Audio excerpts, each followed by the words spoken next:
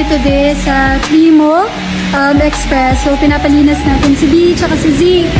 Tapos, balita ko, meron daw BMW dun sa labas na for sale.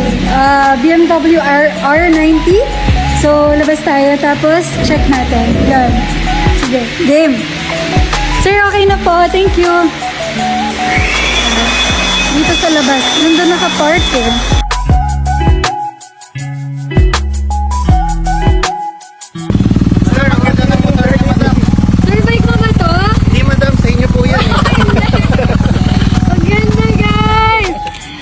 Sir, sa'yo. Yes po. Anong bike to? R90 BMW, ma'am. Ito yung classic nila, no? Yes, madam. Oh, Scrambler. For sale siya daw. Yes Sabi po. doon, for sale daw. So, pwede ko i-ride. Sige, madam. Ride mo lang. Try ko, ha? Sure. Yun, guys. So, When try it's not, natin. it's Ang sold. pogi.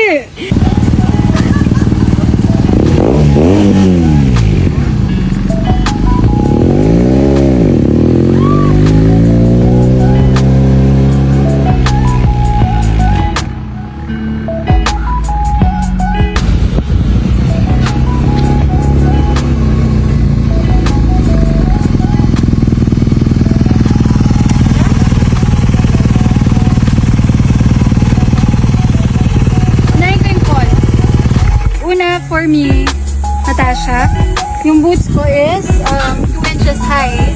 So, if flat-footed ako, like, kanyari, naka-rubber shoes ako, super tiptoe siya. Tingnan mo. Ganito siya, regular. Pero, the good thing about this is, magaan siya. For me, ha? I mean, for a 1,200 bike, is,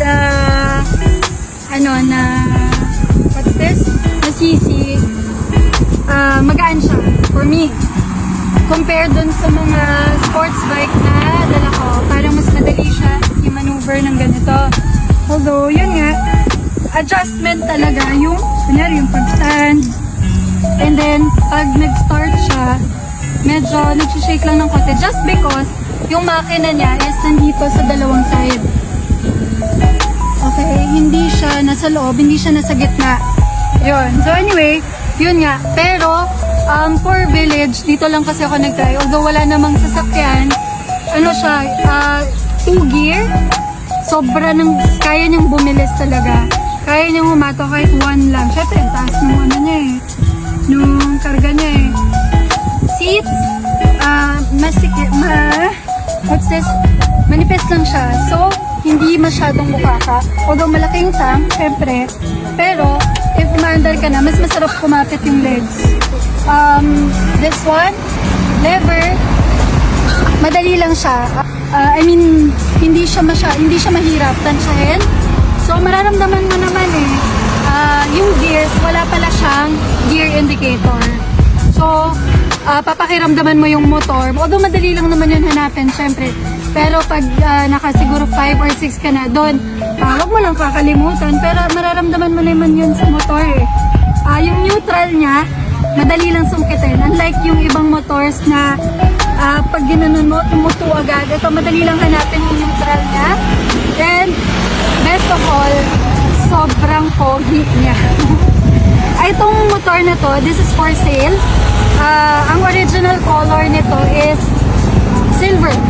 So, coating na siya, naka-film wrap. Ginawa nilang black. And then, yung pipes niya, aftermarket pipes na siya. So, maingay siya. And, yun, masarap i-drive to. I think, mas may enjoy mo siya sa longer drives. Kasi, hindi naman din siya masyado mainit or maybe hindi ko pa natatry ma-stuck sa traffic or sa ano. Pero I bet sobrang sarap ng performance nito kapag nasa highway ka na or of course expressway and open road. Lights, di natin ma-check kasi maaga pa. And then, what else? Meron na din siyang crash guard. So, importante yon kasi yung makina niya nasa labas. So, syempre, pag dumulas ka, ito agad yung unang matatamaan. So, better, maganda siya na meron na siyang crash guard agad. At else can I say? Ang ganda nitong bike. This is the first bike that I've tried na more than 1,000 displacement. So this is 1,200. Classic bike ng BMW. This is the R90. Yun guys. So if gusto nyo to, send me a message. This is for sale.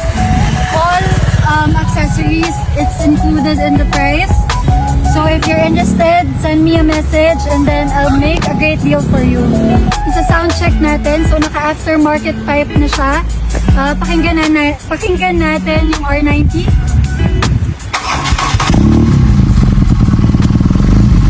Guys, kala nyo lang mahina siya.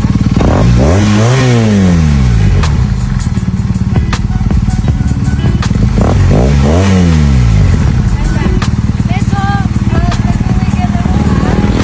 Just because yung makina niya is nasa magkabilaang side.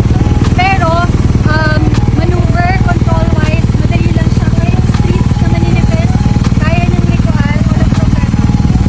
So, last sound check. I heard hindi daw to magastos sa gasolina. Yun. I think sobrang importante nun. So, compared to other sports bike na 1,000 up displacement, this one is tipid siya. For gasoline ha, tipid siya. So again guys, send me a message if you're interested. Super ganda nitong bike nito guys. Tapos 2 months pa lang siyang nagagamit.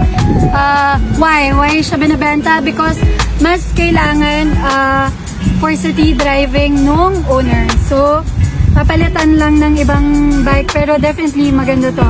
Good buy to, good buy. Sobrang forma, sobrang angas. Yan. Lalo na if you love classic bikes, okay to sa'yo.